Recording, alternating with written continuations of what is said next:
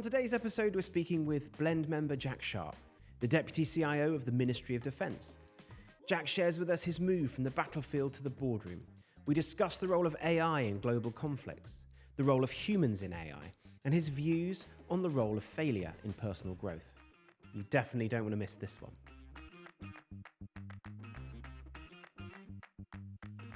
So Jack, welcome to Fall Forward. Thank you for being here with us. Thank you for having me.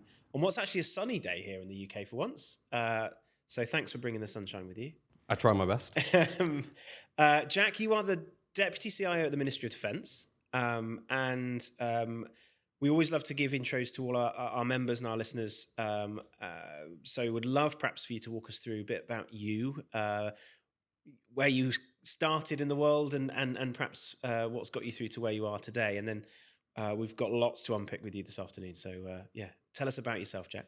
Sure. So I've had a fairly interesting journey into technology leadership. It started when I joined the Royal Marines back in 2014, 2015. So joining as a troop commander, starting to understand where and what I want to be in the world, I guess, is that I'm from a military family. So my father's also a serving Royal Marine. And we, I suppose, collectively made the decision that maybe it was the right call for me to go into defence and pursue a career in the Royal Marines. As I was moving through the Royal Marines, getting exposure to lots of different things, it was just quite a circumstantial event in which I started getting into technology, just realizing that I really enjoy it. It's the way of the world. And I suppose being a competent leader, particularly around technology, is quite a potent thing. And technology is very prevalent in everything that we do today. And all companies are technology companies. So with all of that in the back of my mind, I suppose I just became more engaged with the idea of being in and around technology and used my experience and career path in the Royal Marines to help take me where I wanted to go. And it's been quite an exciting and interesting journey to where I am today. Yeah, absolutely. I mean, it getting from what's effectively the battlefield to a very different battlefield. How did that happen? How did you? Because it's not a normal. I don't think it's a normal path, is it, to get from Royal Marines into where you are now? So how did it happen? So what's interesting about the Royal Marines is that we're very specialist driven, so that within the Royal Marines there's lots of different opportunities to do it. First and foremost, it's infantry delivering what the Royal Marines do on a day-to-day basis, which is that amphibious infantry unit on behalf of the Royal Navy. But within that we have a number of specializations which focus on whether it's communications and IT and others. And that was when I suppose that I made my jump to focusing on that technology leadership side, being what is known as communications and information services. So taking that jump and carrying it through in my career, it just helped focus where I wanted to go. And like I say, just having a real passion and enjoyment for it, it almost did itself for me effectively. It's travel must have been a lot all over the world. How has that crafted you as now a leader in terms of the things that you've been exposed to? Because that's one of the things that often people talk about in the military, is that it exposes you to so many different cultures and ideas. And how has that played into your leadership style now? Yeah, absolutely. What's amazing about the military is that, like you say, you do get exposed to so many different people, cultures, ways of working that not only is it great for personal development and exposure to help understand how different people work, it also forces a degree of adaptive leadership. Is that even from a very young age that we're taught to be under pressure, to understand how to react to different people, different circumstances, and I suppose bring the best skills and mindsets to bear to help people through a situation or make sure that we get to, colloquially, mission success, right? So that's been amazing. Also had fantastic opportunities for travel. The travel is exciting. It's one of the perks of joining the military, is that you do get to travel the world on different deployments and operations, which in itself is just quite a fulfilling experience to be able to talk about it with friends and family. It is a rewarding part of joining the military, I would say. Yeah, absolutely. And so now, if we kind of bring it up to date and where you are now, talk us through, what the CIO function in the Ministry of Defence does, and I suppose what your role is in terms of from a leadership perspective, in terms of driving change and making sure we're up to date and ultimately protecting the country in a certain way. Yeah, for sure. So in my particular department of defence, for want of a better description, because there's lots of different departments. So we're subordinate to what is Stratcom and Defence Digital and the wider MOD's CIO. So we've got a bit of responsibility to deliver on behalf of that Department of Defense, but also we have a particularly unique and niche set of requirements set to us by His Majesty's government now, and that means that we've got to find and move at the pace of relevance in and around technology. So when we're talking about the particular leadership, my key outputs, I suppose, are making sure that we're delivering the right operations in the right way with the right people, processes, and tech supporting it. And that's everything from making sure that our people are trained in the right way, making sure that the tech is in the hands of the right users, the who, what, where, when, and why, for want of a better term, and then really making sure that we've got the right governance, risk, compliance, and assurance that underpins all of that, so that we've really got not only our license to operate, meaning we can get after hard problems in a meaningful way, but also we've got the security to do so as well, so that we're very comfortable in how we're delivering these particular operations. So yeah, so it's definitely an exciting place, very complex, lots of different challenges, but that makes it rewarding, right? Is that everybody likes to be challenged and stretched in a certain way, particularly in technologies. I've not met anyone in tech that doesn't like to be pushed out of their comfort zone a little bit. A lot's not so great, but a little bit is great. Yeah, I think people traditionally think of, government institutions as kind of slow moving, tons of bureaucracy, but by definition, being in tech, you kind of have to be the opposite of all of those things. So how do you manage the balance between the challenges, I suppose, of being part of a large, very, very big institution, but having to, as you said, be relevant in terms of the technology and the speed of that delivery? Yes, it's a difficult balance because first and foremost, there's always bureaucracy no matter where you go. But when it's in any government department, you've got to measure the risk and the uncertainty with investing in new technologies or new ways of working in and around technology, as well as the benefit of that investment. So for us, we generally like to move a little bit slower just because we've got to have confidence that what we're doing is right. But equally, we can leverage different partners. And when I'm talking partners, it's both public and private, as well as like the academic sector, around a unifying purpose. So generally speaking, you can guide and steer requirements and how industries are moving, particularly across the defense sector, because we're having hard, wicked operational problems that we can bring probably the best what's available in the UK to help us solve those problems and ideate around solutions. So that's a really exciting place to be. So albeit we might not necessarily be always moving at the edge pace of technology, like that leading edge, we are definitely involved in it. So conceptually, we're starting to understand it. And what we need to get better at is taking it from a concept through to something that we're executing on or implementing. So that's the bit that we're struggling with. And as technology moves faster, we're going to have to do it faster as well. And that reticence that maybe we've previously had, we need to just be a lot more comfortable in the unknown, I would say. I wouldn't say you'd be alone in that, Jack. I think in our conversations, I think the aspiration is always that. I think people want to go faster. They want to, try and probably take a few more risks is probably the piece. I suppose it's harder when you have life and death situations very so closely linked to risk. If I think about one of our members on the podcast, David, it might be diamonds we were talking about. The risks of life and death there are fairly diminished. Mining, of course, is still a very dangerous industry, but here you're dealing with, as you said, wicked actors. It's not very often we get to use the word wicked on our podcast, so I quite like that. Glad I dropped it in. Yeah, no, me too. I was more thinking green lady in a with a peaked hat, musical, that sort of thing. Maybe I'll stay away from wicked next time. No, keep it. I like it. But I think that point is a good one, which is how do you balance that risk element of going at pace, but when in reality, if you go too fast, people could die, either on our side or theirs because of how we're rolling stuff out.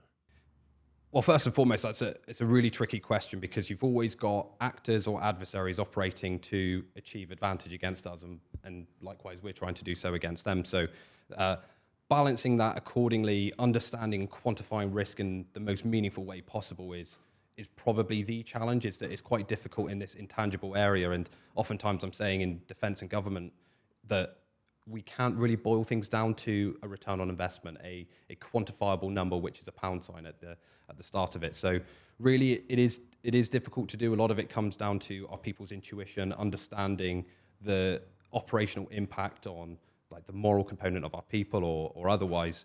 So I don't think there's any hard and fast answer, but the more we get to the point where we're having data-driven decision-making, we're having good business intelligence insights, supporting and ratifying some of the decisions that people have historically made by intuition, that's probably the point we want to be.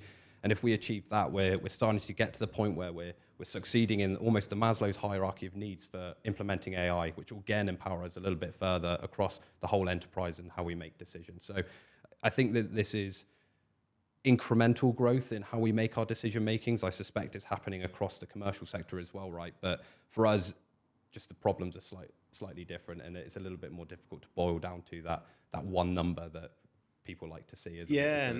Nice little number at the end of something, and that's what we work off, isn't it? Yeah, well, it makes it easier for us at least, doesn't it? And I think, your point about intuition, the balance between intuition and data is an interesting one, particularly when you then talk about AI, because AI is ultimately a product of data. It's so would really love to kind of get your view or opinion on the role of AI, both I suppose from an outward risks coming in, because that's gonna the access that the adversaries and the kind of dangerous actors across the world have got to attack this country and others is different. Those challenges are changing every day. So I'd love to get your view on what that means from your perspective in terms of AI, both using it to protect, but also being aware of how it can perhaps attack us as well. Sure. I think I've got two views on this. They're not necessarily divergent views, but first and foremost, I think technology is the ultimate leveler, is that historically you would have governments have access to better capabilities than non-governments. And now what we're seeing is that most governments have access to the same capabilities, and it's the employment or the operating procedures that underpin them, like what we would say the tactics, techniques and procedures, the TTPs that are used, which really is the difference between success or failure, or winning and losing in our case. And then separately to that is that there's always going to be a first mover advantage in and around AI for sure, is that if everybody's got access to the same things, it almost lends itself favorably to the attacker in this instance. And whether you're talking about cyber criminals or cyber actors, is that it's much more easy to find an opportunity to exploit if you've got the advantage of AI than react to the AI when it doesn't have the data or the insights to react autonomously. Or that's generally like my view on it, although is a lot more complex than that. I've simplified it down like massively so, but to me the proliferation of a capability like AI means that the playing field is increasingly getting leveled, and that's why we're seeing the things and the operating environment get more complex. Yeah, I think you've reminded me of an interesting chat I was having with Neil Lawrence, who's the DeepMind professor of AI at Cambridge, and he was talking about how industry generally is quite a crude instrument with how they apply technology. It's for the benefit. It's that pound signs. If there's pound signs, then typically they chase it, and that's the answer. And while he said there's nothing wrong with that, there's institutions like government and the bodies that form government and things like MOD and others have a role to play around ethics. And you mentioned Maslow hierarchy of needs in the AI piece. How are you approaching that AI and ethics and the role of guiding or guarding the rails around AI so that it does what we want it to do as opposed to perhaps the things we don't? Because it's an important role, he would say, is that you have a view to be more compassionate or more human in how you do that. Yeah, I suppose this is importantly the world according to me as opposed to anyone else. But when it comes down to AI and, like you say, the ethical decision making that underpins our use of AI, I think it's really important that it boils down to the person or the people that program the AI's ethics. And there's a couple of things which I really do think govern human behavior, which first and foremost it's law. Like, what are we legally allowed to do? There's policies and permissions that we have in defense, but more broadly, there's that ethical decision making that people generally make. I would say that law is an abstraction of that. So when you're boiling it down to ethics, it's almost taking what is the median or the average ethical decision-making parameters of, say, the UK. That's very different from another country, and let's just maybe pick a random one, Russia. maybe not so random. But then you've also got China, you've got the USA. All of our countries will have slightly different ways in how we make our ethical decisions, and that means we'll program our AI in slightly different ways. That's not always true, and I think that when Lawrence and I have had discussions, or Neil Lawrence and I have had discussions around AI and that the data that goes into it, that data is always going to have a degree of bias, and that bias is probably representative of the people that have contributed to it. So for us, we need to just be very aware of those biases and make sure that the right handrails are in place so that we know that we're both ethically and legally making the right decision.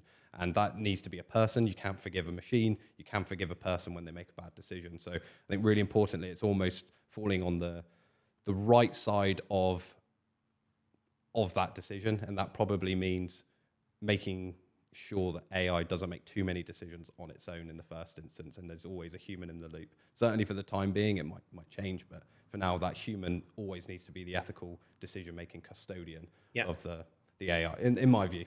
Yeah, I think, I think from an outsider looking in, I think it's comforting to know at least that there is a human checker to make sure that decision-making feels right ethically, and I think that's for now an important stage. If I look forward into the next few years, what does that then become? Because the pace of change in IT is scary. And I think that's one of the things that most of our members and leaders will talk to us about is I struggle to keep up with everything. What if we're thinking about the ethics and the guardrails and the human control elements, what can that look like in a few years' time in terms of what are the things that we need to be thinking about? What are the things we need to be careful of, in your opinion, from that perspective? I would say that humans are generally lazy. So, and this is a separate conversation I've had around like policies. You've always got to write a policy for a lazy person because otherwise they'll cut a corner.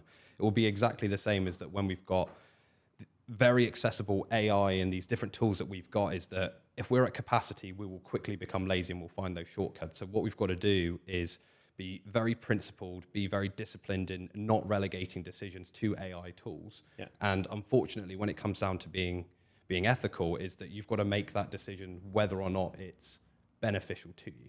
And that's what's really important in my view is that despite the fact that it could be a negative outcome for you as a person, i.e. an extra hour in the office or whatever it might be, you've still got to take that hit without relegating responsibility to this other thing called AI that will trust to make the decision. Because at the end of the day, if it makes the wrong decision, you're still accountable for it. So it's almost better taking control of it back. I'm not quite sure what that would look like in, say, 5 years' time, 10 years' time, but I would sense that we will increasingly trust AI to make decisions on our behalf. That's, in many cases, that will be absolutely fine, but in a lot of cases, we need to, like I say, be disciplined enough to not do that. That would be my view, although probably need to think about it a little bit more. Yeah. No, I think, it's a hard thing to predict, right? I think it's not really as easy as looking, we can't look into the crystal ball, so to speak, from an AI perspective. But it's a question I've asked a few of our guests actually is what excites you most about this AI wave that we're on? I mean, we're already talking about it and I don't think we were intending too much to talk about it, but it's naturally at the moment such a topic. What excites you most about this AI revolution, but also what scares you most about the AI revolution? Oh, wow. I think just the opportunity for humankind writ large. I just think that it's such a powerful tool that we can genuinely change the world with AI. And if we're using it in the right way for the right things, we can really change the lives of so many people in positive ways. I think there's always a lens in which everybody's pursuing this advantage, this gain, whether it's business advantage, it's competitive advantage in a military national security sense, is almost this view that we want to leverage it as something to gain over another. Whereas I think that the exciting part for me is seeing it as an opportunity to just make the world a better place. It sounds a bit cliched, and I think a lot of people would maybe point that out, but in reality, that's what we should be using it for, is that we've already got so many case studies in which it is actively changing the ability for academia to research, improve like ways of working for identifying good pharmaceuticals, which means that pharmaceuticals become cheaper, which means that people are healthier. Little things like that, if we can solve food scarcity, there's so many good opportunities that we could be investing in AI to solve. Yeah. But quite often we're choosing other areas, which is all about making money, which again, I'm not going to present a view on whether that's right or wrong, but I think we could be using it more favorably towards those making lives better as opposed to making money. But yeah, and I think that's where we almost come back to that ethics conversation, which is about, if you think about, and in fact, it was something that Neil and I did talk about, was this idea that if you're the leaders of the 4 or 5 big companies who are ultimately going to lead the AI revolution, whether that's in industry or in the private sector, they're all ultimately driven by profit for their shareholders. And so are they able, do you think, or are they in a position to be able to make those decisions with the right ethics and ethos behind it? I think so. I think it goes back to the point that I made before about being principled and disciplined in your decisions. Is that oftentimes people make companies not necessarily to make money, but because they have a vision on how they want to change the world, they have a mission. But quickly they realize is that they've got these responsibilities to their shareholders, their partners, etc., to make money, and they choose the pursuit of the money over possibly the original vision or mission that they had. And I think when it comes down to that, culture is, in so many cases, there's a culture on the wall, but it's not necessarily a lived culture. In our leaders, we need to hold their feet to the fire a little bit and say, hey, you're not actually living the values which you want to imbibe in your people. Stop doing as you say, do as I do, and present that approach. It's probably easier said than done, but I think there is many principled people that would make those decisions, but they've often not got to the top of that greasy pole because of that, and that's when it becomes a little bit difficult. And again, I have lots of views on lots of people, but the media shows you what the media shows you, doesn't it? It's not always true, fair, or accurate. So I think there's opportunity there, but I think maybe we just need to have a bit of a system in which they're held to account a little bit more. Yeah, I think it was interesting. We were hosting a session in San Francisco, and I was on the plane, and I couldn't sleep, and so I hadn't watched Oppenheimer. This is a few months back, and I watched Oppenheimer, and the next day we were hosting a session on AI, and it struck me the parallels between how Oppenheimer felt about creating the nuclear bomb and what we may have released into the world in terms of the fact that the 14-year-old boy in a garage somewhere has the same access to technology that perhaps only 3 years ago that you had in the MOD, whereas now that access is everywhere. I wonder whether in 10 years' time they'll look back and think maybe we should have thought about that a little bit more. Do you think that will be similar? Do you think there'll be similarities in that, or do you think it will be a benefit because that access to everyone will drive the change faster? I think the latter more than the former, because if anything, technology, it doesn't have ethical values. Technology is neutral in that sense, so that we're driving this fantastic pace of change, and that's just reality. Nobody's saying, oh, technology is moving too fast, generally, because there is so much opportunity in the same way that there's oftentimes a lot of threats or risks. But will people say, oh, maybe these people shouldn't have access to it in such a way? Of course, but then again, it all depends on what you use it for, is that you can't censor the world in such a way around technology because of the opportunities that it does offer, and you'll be disadvantaging many to prevent a few, and that's oftentimes not how the world actually works, or certainly isn't how it works in the UK and many others. So it's a really nutty problem that I don't think you can necessarily get to the bottom of, but it probably just comes back to that ethical decision making and how we enforce it as a nation, I guess. Yeah, I think that's probably what I would say on that. Yeah, interesting. I think just before you mentioned culture, and culture and ethics, of course, go hand in hand in terms of leading and guiding each other. Talk to me a bit about how you lead and foster culture, because in MOD you are a high pressure, high risk, high public interest organization. So huge amounts of pressure, huge amounts of scrutiny that happens. How do you manage that, and what sort of culture is important to you in the organization, and how do you go about building that?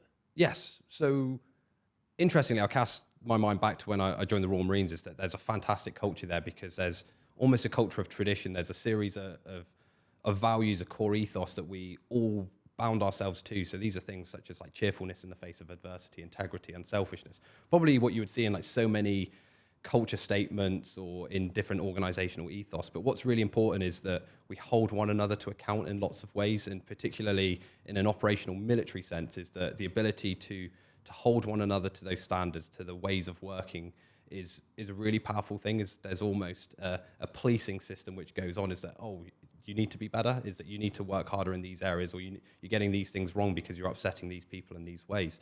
And I think a lot of it comes down to just having a really strong sense of not only self, but a really strong sense of your organization and living and breathing those values. And I think that's quite important when you're creating a culture, because at the end of the day, a culture to me is really, it's like those mindsets, attitudes, beliefs, and behaviors of your people. And as long as you consistently, I would say, police them in the right way so that you're promoting a positive culture, you're going to probably get close to the product you want. And in many cases, companies get it wrong. In many, they get it really right. And you can see it in the results, whether the happiness of the staff or the turnover of the company, as in a financial turnover. So I think it's just investing in the right ways and being very clear about the culture you want, because it's in many times, defense particularly, is that people gravitate towards a culture because they like it. So lots of the people, it's very clear on what it is, and that attracts people. Sometimes when companies have a bit of I wouldn't say a weak culture, but a weak brand or identity around culture, is that the wrong people turn up. And that doesn't mean that they're the wrong people. It just means that maybe they don't fit the culture. And they don't know it until they get there. And oftentimes that doesn't happen in defense, because people know exactly what it is before they get there. So I knew before I walked into the gates at Lympstone day one, I knew what it was, because it was all about the branding. So really strong culture. It knows exactly what it says. Well, knows exactly what it is. Yeah, no, I think you mentioned the branding and the positioning, and that kind of attracts you. To be devil's advocate then a little bit. So one of the things that we stand for in Blend is about this idea of cognitive diversity.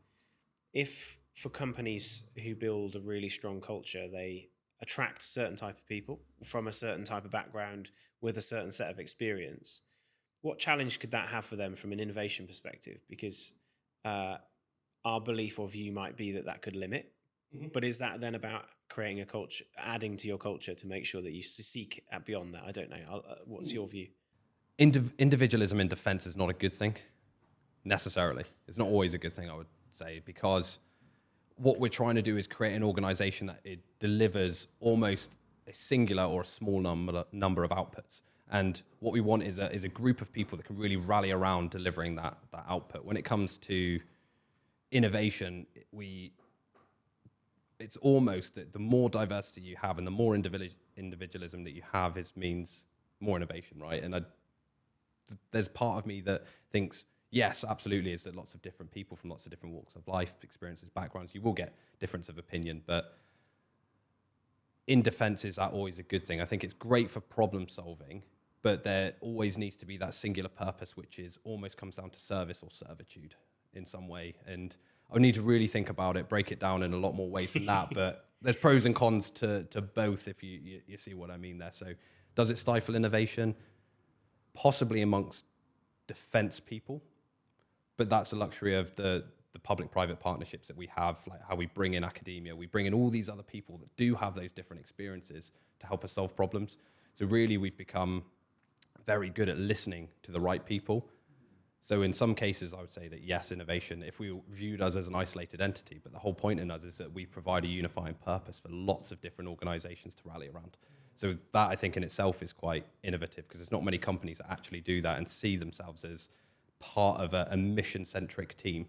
I was just going to say, I think that is a pretty unique space, because what you're acting as almost a fulcrum of ideas. Yes. Acknowledging that you have your part to play in that, and that you have your, as you said, your core culture that has those then skills and those abilities, and then outwardly seeking that expertise and that knowledge from industry, academia, wherever it might be. And I think that's an important thing to recognize, an important thing to do, because you can't have the answers to all the questions in your own organization. Exactly. And so that using your culture to build an environment to do that sounds like a really smart way of doing it, actually. Tell me then a bit about, so we talked about culture and technology. One of the themes for the podcast is all about failure, fall forward. So culture, of course, plays a big role in how failure is perceived in an organization. And again, you have probably the higher stakes than most organizations to deal with. So talk to us a bit about the role of failure, both from an MOD perspective, but also from a personal perspective in terms of your career, and share with us perhaps what it means to you in terms of how you learn and develop. Okay, I'll start with what it means to me, really, because failure always sounds so final. It seems to be almost an identifier as, are you a failure, are you not? And I'd say in so many cases that we just can't really view it like that. Is that what we should move away from is almost packing up our failures and taking them with us. Vice, we should only be taking the learnings and the ideas that we achieved from failing with us. So to me, I really dislike the word, because like I say, it feels so absolute, is that everybody has times where they're not as successful as they would like to be, but when we say failure, it just seems, like I say, so absolute. So like, what I would first point out is that. So I think it's just really important to take away or take forward the learnings of the failures, as opposed to taking the failure with you. And then from a defense perspective, I think generally we have a mentality of fail fast, fail early, and make sure that we're failing in practice and rehearsals and exercising, so that we don't fail in the real fight or in the battle space. So that's really important for us, is making sure that we're exercising as we fight, and making sure that we're ready and equipped with both the physical skills and the cognitive abilities to be able to support success. Of course, failure still happens at times, and fortunately, there's not been many cases where that has happened, not in recent history anyway. So it's about really making sure that you're preparing in as many ways as possible, so that if you aren't successful, the failure isn't absolute. It's just you've got a whole load of other learnings to take forward. And I think you can do that amazingly well, both personally and professionally or organizationally. But generally speaking, I think organizations are quite good at identifying what lessons they need to take forward, but not necessarily learning them. So that's one thing, is translating those lessons identified into the lessons learned, I think would be a good thing. And we can all do that in our personal lives, and we should be doing it in our professional lives too. Yeah, absolutely. Has that changed as you've moved through your career? Because I know, having conversations with some of our members, they'd say, well, actually, it's easy for me as a leader to tell my team or my teams or in my divisions to go and fail fast, and it's okay, go and learn and make mistakes. But as a C-suite leader, or as a figurehead of parts of the organization, to be seen to be failing is perhaps not still difficult to be able to say, actually, yeah, I got it wrong, but this is what I learned and this is why we did it. Have you found that? Is it harder now you're where you are to demonstrate that, or you find it the opposite? Yes and no. I think it's really important that so many people want risk to be managed and planned in such a way that it's absolute certainty that we're of success. We've almost got this addictive fixation on being successful in everything we do. And what that has meant, in my view, is that we strategize really poorly and we plan to the nth degree. So what people aren't realizing is that the success that oftentimes we're creating is a product of an awful lot of wasted time of lots of people, and we've planned too much without being able to trust in our people delivering on our behalf. So really, I think that we should be guided by a set of principles in delivering our outcomes, i.e. a strategy, and we shouldn't be spending too much time planning all the things that say, hey, you need to sign this off because we are absolutely certain it's going to be successful because of all this planning work we did. And then what you realize is that it might not work out, or you've planned too much. And I think that is often the issue, is because we've planned this much, so we should be successful. When in reality, the plan was almost doomed to fail from the start, because we're trusting too much in our ability to plan, i.e. predict the future, which is not a thing, where we need to be a little bit more guided by a series of principles and have like a proper strategy. Is that you see it oftentimes in boardrooms and at the C-suite level, is that nothing gets approved unless you've got absolute certainty that it's going to make us money or make us successful. That's not the reality. And if you were to add up all the time that people have invested in it, you'd probably realize that it's probably not a sensible investment if you did that. So that's, I think, is probably a big issue that we face across like lots of areas, is people are terrified of risk and they try to overmanage. Yeah, while you were talking, it kind of almost reminded me of the Boeing versus SpaceX kind of thing that we see going on at the moment. One organization has to, because of its corporate reputation, plan everything so that they can't be seen to be making mistakes publicly because otherwise we'd never get on a plane. And the other who publicly is blowing stuff up in order to innovate fast and learn. And they are quite a good example, I think, of what you're just saying there in terms of, you still need to plan and you still need to get it right, but there's also a time you just got to trust people to go and either give them the space to get it wrong or get it right. Yeah, for sure. And that's a good example for a number of other ways, is that generally the same sector or very similar sectors, both heavily regulated, but two very different approaches to how they do it. And one is growing very quickly, taking a lot of contracts and a lot of opportunity and really driving it forward, and arguably at a much faster pace than an already existing big player. Some of it is because we have an expectation of those big players, but bigger organizations have almost lost the ability in many cases to be dynamic and be fast moving and to take those risks, as they've got a lot more to lose. But the strategy almost should play into that, is making sensible bets that are well thought out, and I suppose exercising foresight, for want of a better description, and doing it that way. And I think in this case, that's probably a good example of foresight versus status quo. Yeah, for sure. So we talked a bit about the importance of failure, or the role of failure for you. I'm conscious, unlike most, you can't share most of the things that you failed at because of the sensitivity of working in defense. But I always do ask, I'll ask the question anyway, you might have something that you can share with us that's perhaps crafted you as a leader at some point through your career, a learning incident or an area where it's gone famously wrong and you thought, oh my gosh, that's really taught me a lesson that actually I've carried with me, and something that would be useful to share perhaps. Sure. So I'm going to answer it probably in a slightly different way, and more talk about imposter syndrome as the chronic feeling of not being good enough or not being ready for something. So lots of people that I've spoken to in and around tech leadership seem to be all suffering from a degree of imposter syndrome, or certainly when they're moving through their careers, never quite being able to get the monkey off the back, as it were. And I don't think this is just technology sector. I think it's people as they're moving through their careers, the idea that maybe we're not good enough, or maybe one day I'm going to fail because I haven't prepared enough, or I should have never have been in the position. So I think that's probably the thing that I would focus on, is always using that imposter syndrome almost as a fuel to do well, to work hard and be in that good psychological places that everybody's going through these troubles. Everybody's got their own demons, for want of a better description, and handling imposter syndrome as a community is like really important.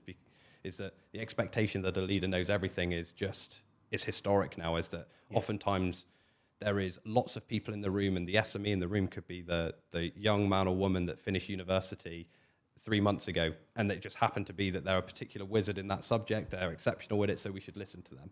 And we shouldn't expect the leader to have all the answers all the time. And I think if we can move away from that, I think it will quickly get rid of the ideas of imposter syndrome. I think we'll quickly bring our teams closer to get together, because we're more comfortable being a bit vulnerable and having the humility to say, actually, I don't know, is that you're my lead for this. You're the best person for the job. So step up to the plate and tell us what to do, because there's no one else, or at least there's nobody better.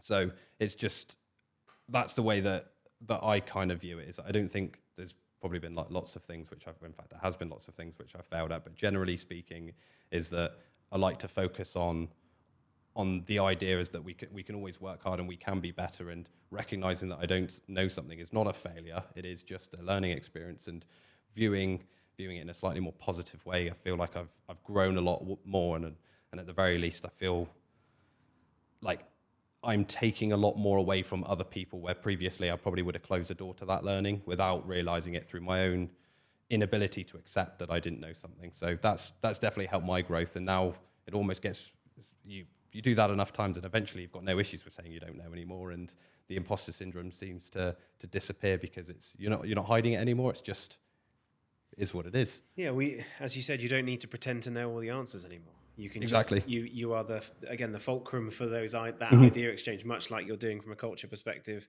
doing that at an individual perspective as well. Every time in the podcast we have a question that comes from the community, and the question that we have for you was, with growing geopolitical uncertainty, what should leaders be doing to prepare for the next 3 years? and I suppose we can give some context around Mm-hmm. recent elections here, Mm-hmm. upcoming elections in the US, continuing uncertainty in Russia, Ukraine, and of course China and Iran. I mean, there's so many things for us all to be thinking about. What would you, I suppose, thinking about members externally, what should they be thinking about? What they should be preparing for? I think we've spoken about it already. I think it's people and culture. I think invest in your people, invest in your culture, make sure that people are very comfortable living and operating in a dynamic workplace, and that means geopolitically, economically, etc., and give them all the right leadership support and the right mentality, and I suppose imbibe, like I said before, the right mindsets, attitudes, and beliefs in your team, so that they're a bit more comfortable with change and turbulence. I think that will be the strategic advantage which sets apart your organization from others, because investing in your people, I genuinely believe it is that first and foremost, we should be investing in people. And by doing so, it means that when you're going through tough times, people will rally around and come together. So they'll take you through the difficult geopolitical unrest or uncertainty, whatever it might be, and really help your organization succeed. It's the teams that aren't ready for that or aren't prepared for it that will probably be unsuccessful. And I've got a bit of a saying, which is that with the rest of the world around us changing all the time, an organization that remains the same is doomed to fail. Yeah. So we need to be very comfortable with that. And I think that applies first and foremost to the people, because your organization's nothing without the people. So that would be my answer to that question, which whether it was expected or not, I don't know, but that would be my view. Yeah, I wasn't going to go with, I didn't think you'd go people and culture for sure, but it makes so much sense. Because what did you think I was going to say? I don't know. I thought it was going to be more of a technology-based question, because I think... Oh, interesting. Because of, where you sit, right? But of course, actually, it makes complete sense, because technology is just an actor of the people who are using it. So you told me it had to be relevant to everyone as well. Well, you did very well. So so you smashed the question. I suppose I was reading last week that the head of, I think, was it the head of the army, said that they're going to need to triple or double the size of the fighting force over the next few years. How much of that is true? Are we heading for a more sizable global? I don't want to say war, because that's not the. I don't think it's the same to say that. But are we going to see an increased level of conflict over the next few years? When you're hearing people, senior leaders in the military and the like, saying, "Look, we need to beef ourselves up because we think it might." That's a really tough question. I would say that all the literature and the statistics are pointing to the fact that the world is getting more conflicted, and there's a lot more competition happening between both states and non-nation states, which I think is contributing to that narrative. I think it's a very difficult position to be in from an investment perspective, because it's not necessarily what people want to see or everyone would like to see. But equally, we've got a defence force is to maintain the sovereignty and the national security of the UK in our case. But more broadly, there is a view that if you propagate the narrative that we need to be more lethal, as General Siroli said, is that you might inadvertently escalate in such a way that it becomes more likely to occur. I think the big players that we're talking about in these cases, whether it's the intensifying competition between the USA and China, there's obviously the ongoing conflict in Ukraine and Russia, is that narrative can quickly become escalation. I'm not quite sure which way we should go, but I would say that defense needs to be very clear about what its ambition is and how it wants to achieve it. And I think that if that's the case off the back of the defense review that's ongoing at the moment, off the back of the Labour government, I think we'll get much better answers and much more clarity, because we've got 5 years of government now in which we can invest with the appropriate strategy. And I think at that point we will better understand what the role of UK's defence is. I haven't really answered the question, but that's my view. I think it's complex, and it's a very political question, because ultimately it comes down to what people want, and that's the people of the UK, but also it's the people within government now that are senior decision makers. So we will see what happens. Hopefully we make the right decision, whichever way that goes. Dodged it. No, I think you did. I think it's interesting, because I don't think there is necessarily an answer. It's probably not a great question in that sense, because how can you really know? It's just a few, and you could argue, as you said, politically, he's just asking for more budget in a time when it's a good time to ask for more budget, because we're in the UK, everything's being reviewed with a new government in place. So I understand that, but I think, you know, we've heard globally this kind of move towards, as you mentioned, this more unstable political landscape, and I think I read you posted something about even the role of things like the drones. I think I saw you post the other week about, you know, how that's now such a big actor in all war fields, and how are you dealing with that, because that's bringing things into a space that perhaps wouldn't have been there before, and I suppose it comes back a bit to change. But talk to me a bit about why you wrote that article and what it meant. In that particular case, is that there's obviously a whole load of lessons which we can take or observe from Ukraine, and which one of them is the proliferation of drone use to extend or enhance the lethality of a fighting force, which at the moment doesn't necessarily have the people resource or the people capital to invest in it. And that's on both sides, both Russia and Ukraine. And in that particular article, there was just not only an observation about the utility and the employment of drones in the battle space, but also the dependence on a global supply chain, which at the moment is dominated by China. So when we're observing a particular pivot like that, which is, I suppose, the protection and maintenance of human life, and therefore investing in first-person view drones or something which doesn't necessarily cost a human life at the end of it, I think we could probably translate those lessons to other battlefields, and noting that there is, like I mentioned before, that competition between the US and China. These are big players that will be watching very closely and with a lot of interest what's happening there, which, like I say, or like I've alluded to, is that one thing that we will observe in any war fighting scenario is that people will innovate quickly because the cost is so high. So we're seeing that in Ukraine right now, is that both sides are adapting very quickly to the changes in the tactics, techniques, and procedures that they're employing, both from a capability perspective, but also in an employment perspective. And drone seems to have filtered to the top or percolated to the top of that to-do list on both sides. So we'll see what that happens. We'll see what changes happen in the very near future from that conflict's perspective, but also across in other areas. Because I think in that particular article, I also mentioned about the Houthi rebels and their employment of drones to disrupt Red Sea trade. And again, huge costs to,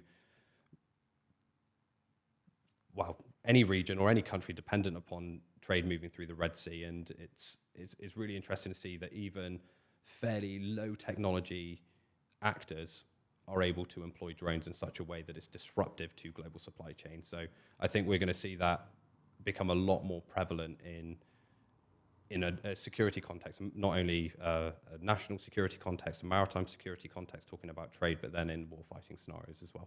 Yeah, interesting that small things have such big impacts in perhaps ways that historically they wouldn't have. I mean, we just this week have lived through the CrowdStrike issue, where a single line of code has had, I think I read this morning, 5 billion plus impact in a day. I'm not quite sure how much of that I believe, but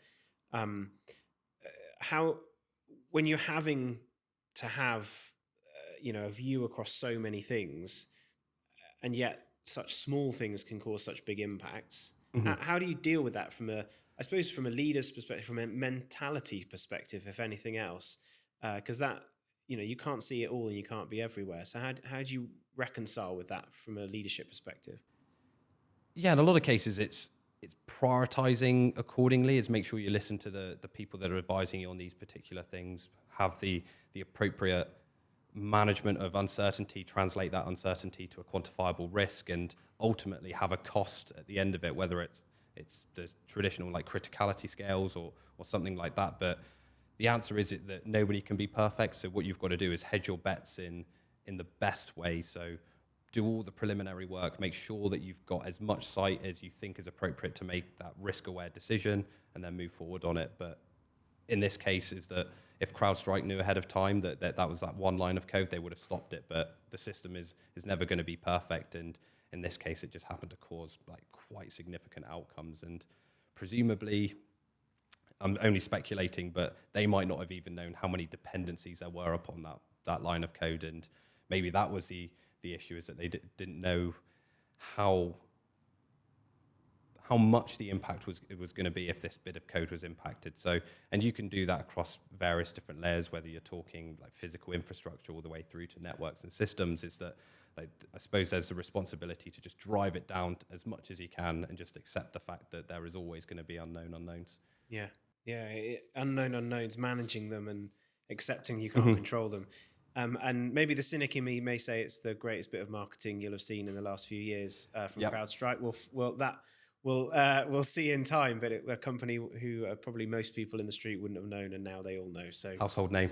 You could argue that it's the best marketing move this decade. We always ask our guests on the podcast for a recommendation, something that you'd like to share with members and viewers that's important to you. Maybe it could be a book, it could be an experience, it could be a restaurant, a food, anything, something that you feel is something you'd like to share, really, that you find real value in. Generally in our community, we're obsessed with like reading non-fiction books, learning more, doing more, being better, taking lessons and distilling everything down to people, or from other people. But quite often, like, I've managed to escape reality the most when I've just read a fiction book, and oftentimes I'll forget to do it. And then suddenly I'll pick one up and be like, oh, wow, I feel recharged because I've just not had to think about anything. Or the other one is actively writing at the end of every chapter of a book I read something which I'm going to do off the lessons of the book, so that it's not just reading, it becomes action. And I find that that's quite a good habit I've got into.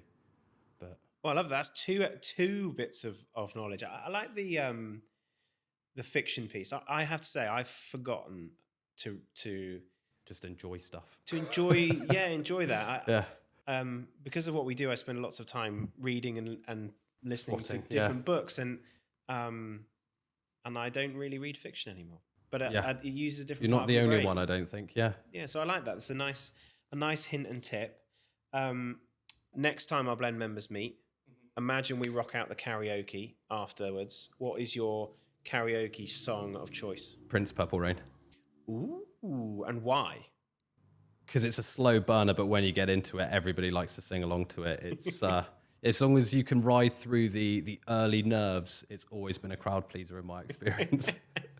I love that, and I think that's a great place to end, because I'm sure starting out as a Marine, there were lots of early nerves that you had to ride through, and now here you are.